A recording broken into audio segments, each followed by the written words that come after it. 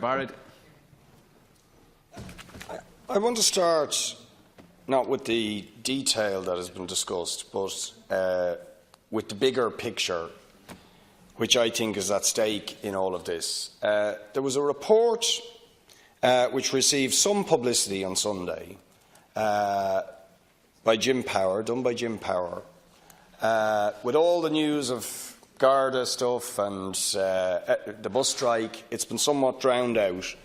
I think very unfortunately, because I think what it suggests is pretty explosive, that makes even the Apple scandal pale, that we have lost out to the tune of €18 billion on NAMA disposing of assets way beneath their value. And obviously, it goes without saying that that sort of money could utterly transform the situation in this country, resolve our housing and homelessness emergency, the crisis in our health services, and much more beside. If you put that together with Apple and with the other tax loopholes benefiting the corporate sector, really, if this stuff hadn't have happened or wasn't happening, it would utterly transform the lives of Irish citizens. So if there's even a whit of truth in what I wish the Minister would stop having a private conversation while I'm trying to talk.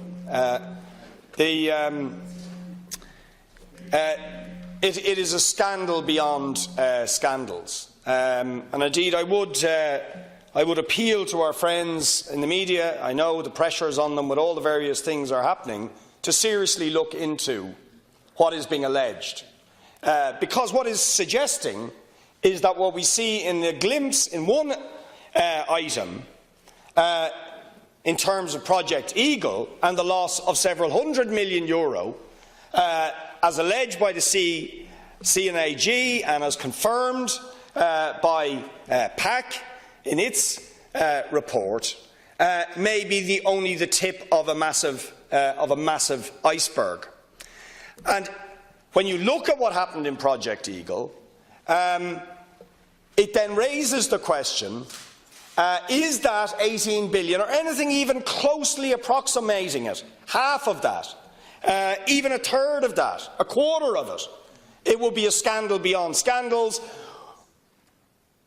Was that failure of NAMA to deliver and protect the public interest to the tune of those billions, was it all the result of murky dealings, of insiders, of conflicts of interest, of the failure of NAMA to protect the public interest, or people working with NAMA being involved in or advising NAMA as Cushnan being involved in, frankly, what looks like incredible corruption? Was this happening elsewhere? And indeed right across the board? And I find it quite extraordinary in that regard that Minister Noonan would respond the way he did to the questions that were raised about his meeting with Cerebus, as if it's not a legitimate question to ask about the appropriateness or otherwise of the meeting with Cerebus. When you think of what is at stake in Project Eagle itself, but way beyond that, whether the Minister of Finance meeting with Cerebus, and I think there were 60 other meetings with these property investors and vulture funds over a period of time, doesn't that beg very, very serious questions? Now, I'm not alleging any impropriety, and the Minister has said that Cerebus raised the issue briefly and it was said it wasn't appropriate to discuss it there. Deputy Fleming has just reminded me that directly after that, Cerebus went over to meet NAMA, where presumably they did discuss it. But this is deeply worrying, that you have the issue discussed on the day before the process concludes, meets with the Minister for Finance, then goes over and discusses it with NAMA, when all of this stuff had happened previously, with Frank Cushnan, the finder's fees, and a process which was designed by Cushnan and PIMCO, where corruption is seriously at play, and effectively that process that he designed remains the process through which the sale eventually takes place. Cushnan is off the scene, but nobody pulled him up or called foul at the time. Nobody stopped the sales process, which they should have done immediately when it was discovered he was representing the debtors, the NAMA debtors in the north, or significant numbers of them, and the fixer fees were involved. It just is incredible that the whole process wasn't stopped at that moment. But it wasn't. So for the Minister to get uppity and say we don't really have a right to ask these questions or impugn him is really quite shocking when you think at what is at stake.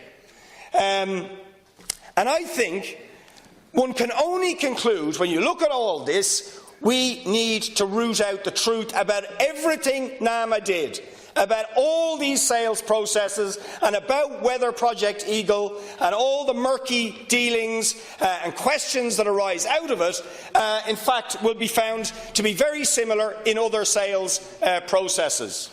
And I want to, in that regard, reference something I referenced in the last debate as another example, and I'm sure there are many more, about the Spencer Dock development and Mr. Johnny Ronan. Because you see, one element of Project Eagle is that the deal that was designed by Cushnan on behalf of these developers was... Could people stop talking, Matty?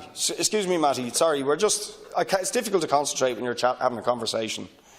That the one critical part of the whole arrangement was that the personal guarantees of those developers would be written off, right? So they'd be back in business as part of the deal where PIMCO or Cerebus would come in and buy Project Eagle at discount price. These guys who'd given personal guarantees would have those personal guarantees disappeared for them, right, so that they can get back into business. And they have. Mr. Carney back in business again.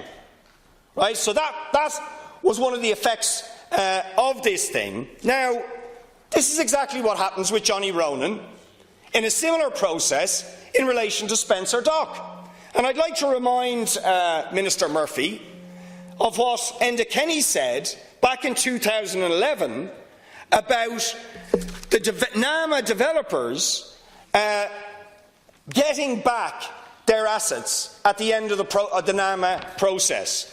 And he specifically, back in 2011, when he was questioned about this, said, I'll just read it out, "I hope that NAMA are on top of that, and that where NAMA have acquired assets, they don't find their way back to where they were acquired from in the first place."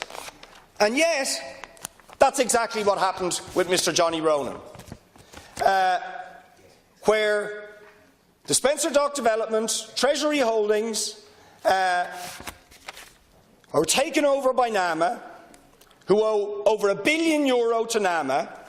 He buys his way out of his debts with NAMA with the assistance of another US-based investor fund, who pay off his debts or do a deal with NAMA for $300 million, and now is back in control of the Spencer Dock site, which is worth about $600 million.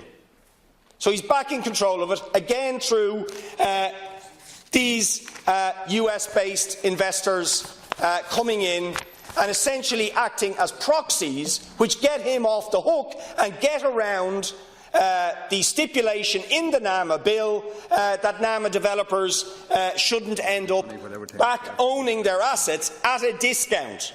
At a discount, the discount which is paid by the public in terms of the failure to realise the full value of those assets. The suggestion in the files that were sent anonymously to us, probably by rival developers, but it doesn't really matter, the point nonetheless remains valid, is that they bought those assets back for €42 million, but comparisons with similar sites in the area would suggest, down in the Docklands, would suggest that the actual value of those sites is in the region of 100 to 120 million. So Ronan gets back stuff he was never supposed to get back for 42 million, with the assistance of these US funds, for something that is worth about 100 million or 120 million. Now, sorry, my time's up, is it? This is expired. Yeah. So I believe, Minister, in conclusion, that these are just two examples which stink to high heaven, and consequently this whole can of worms has to be opened and fully investigated, and every single sale and disposal of assets of NAMA has to be investigated.